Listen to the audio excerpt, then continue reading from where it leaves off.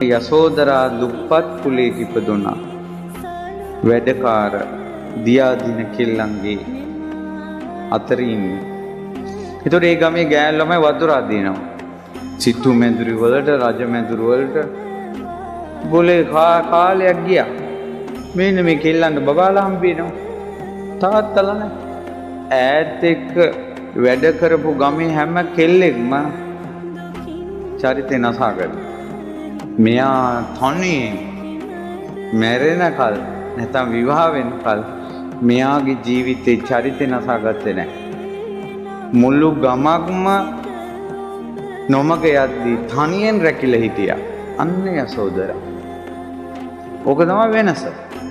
වරදට යොමු වෙන ලඳුන් දහසක් මැද ඔබ කැමති නම් හොඳ ලඳක් වෙන්න ඔබට තියෙන ශක්තිය ඔබගේ ජීවිතේට පවර් එක ගන්න යසෝදරාවට වන්දනා.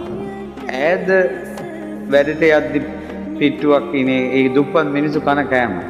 ඒ කිල්ලත් තමන්ගේ දවල් කෑමට තියෙන පිට්ටුවක් පසේ බුදුරජාණන් වහන්සේ නමකට පිදුවා. ඒ පිනෙන් චරිතේ රැකගත්ත පින්බලයට රන්රුවක් වගේ ඉපදුනා.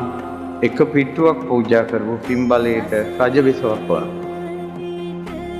අත්හැරීම කැපවීම පුංචි දෙයක් වුණාට විපාකයේ සුවිසල්